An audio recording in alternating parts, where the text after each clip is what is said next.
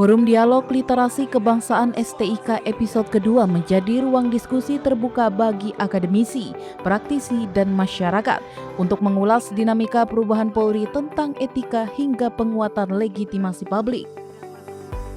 Wakil Menteri Hukum dan HAM Profesor Dr. Edward Omar Syarif Hiarij pada paparannya menyampaikan 3 dimensi etika kelembagaan yang wajib dijunjung oleh anggota Polri. Ia menjelaskan etika tersebut terdiri dari etika terhadap negara, terhadap institusi, dan etika permasyarakatan. Sehingga ia menekankan yang perlu direformasi dari Polri adalah kulturnya.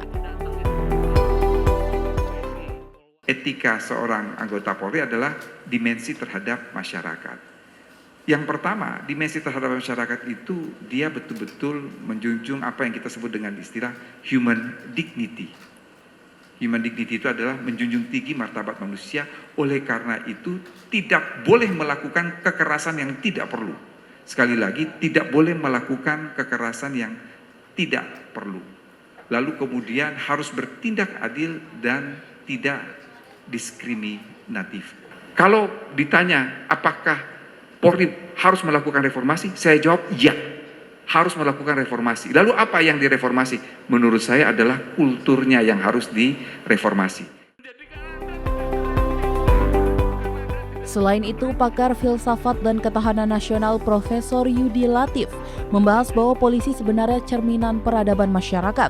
Oleh karenanya, etika polisi yang baik hanya dapat dibentuk jika etika masyarakat juga dikuatkan melalui segala sektor pendidikan hingga rumah tangga.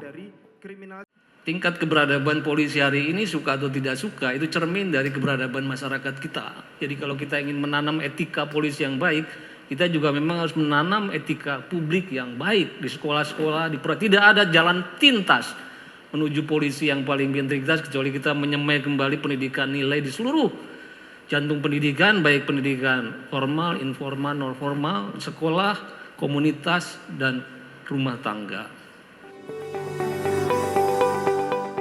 Sementara itu, peneliti Pusat Riset Politik Badan Riset dan Inovasi Nasional Sarah Nuraini Siregar membahas tantangan Polri di era keterbukaan informasi. Baginya informasi publik adalah pedang bermata dua yang di sisi lain memudahkan akses masyarakat namun memberikan tantangan kepada Polri atas narasi yang tidak sesuai dengan kondisi di lapangan sehingga mempengaruhi legitimasi Polri. Nah, keterbukaan informasi ini menurut saya ini memang menjadi pedang bermata dua. Ini memang harus disikapi dengan hati-hati. Dia bisa menjadi alat akuntabilitas, tapi juga rentan dipenuhi oleh disinformasi. Saya yakin sekali bapak-bapak, ibu-ibu polisi di sini mengerti dan memahami ini. Kadang-kadang yang dinarasikan di media itu nggak gitu, ya kan? Kadang-kadang nggak benar, tapi itu lebih cepat dan lebih kuat narasinya dibandingkan kebenarannya. Oleh karena itu, ada tantangan tuntutan kecepatan dan ketepatan versus menjaga integritas proses hukum. Melalui dialog literasi kebangsaan episode kedua ini diharapkan terbentuk pemahaman yang lebih komprehensif tentang pentingnya etika moral dalam transformasi birokrasi Polri. Dari Jakarta, Tim Liputan Polri TV.